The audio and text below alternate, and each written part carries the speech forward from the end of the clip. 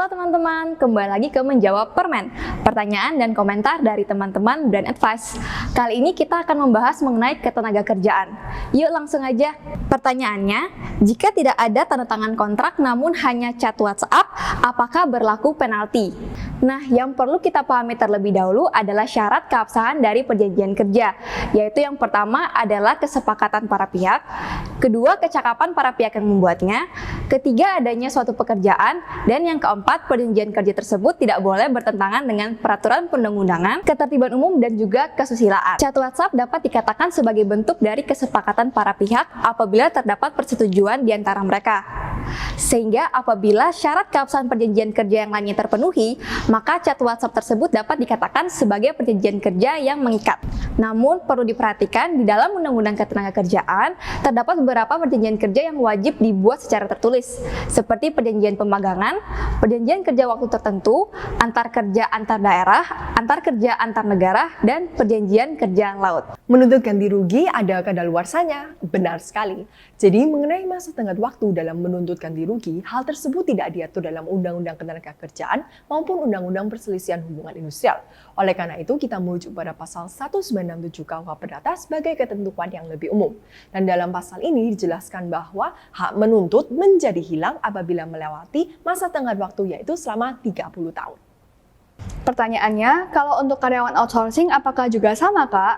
Nah, kamu pekerja outsourcing, berikut hal-hal yang perlu kamu ketahui. Outsourcing dalam Undang-Undang Ketenagakerjaan dikenal dengan istilah alih daya. Hubungan kerja yang timbul bukanlah antara pekerja alih daya dengan perusahaan tempat ia bekerja, melainkan antara pekerja alih daya dengan perusahaan alih daya tersebut. Berdasarkan pasal 66 ayat 2 Undang-Undang Ketenagakerjaan, Jungto pasal 18 ayat 3 PP nomor 35 tahun 2021, perusahaan alih daya memiliki tanggung jawab terhadap perlindungan pekerja alih daya, upah dan kesejahteraan pekerja alih daya, syarat-syarat kerja serta perselisihan yang timbul yang sekurang-kurangnya diselesaikan berdasarkan peraturan perundang-undangan yang berlaku.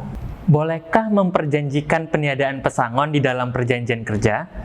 Berdasarkan pasal 54 ayat 2 Undang-Undang Ketenagakerjaan, diatur bahwasanya hak dan kewajiban para pihak dalam perjanjian kerja tidak boleh bertentangan dengan peraturan perusahaan, perjanjian kerja bersama, serta peraturan perundang-undangan. Nah, mengenai pesangon sendiri diatur di dalam peraturan pemerintah nomor 35 tahun 2021, yang mana para pekerja tidak memperoleh pesangon apabila mengundurkan diri atas kemauan sendiri, mangkir, dan atau melakukan pelanggaran yang bersifat mendesak yang diatur dalam perjanjian kerja, peraturan perusahaan, atau perjanjian kerja bersama. Jadi, dalam perjanjian kerja bisa mengesampingkan pemberian pesangon asalkan pekerja mengundurkan diri atas kemauannya sendiri, mangkir, serta pelanggaran mendesak yang dilakukan oleh pekerja. PKWT diperpanjang. Kapan uang kompensasi diberikan? Pengusaha wajib memberikan uang kompensasi dalam hal PKWT berakhir akibat jangka waktu PKWT yang selesai dan atau selesainya suatu pekerjaan tertentu. Berdasarkan pasal 15 ayat 4 PP nomor 35 tahun 2021,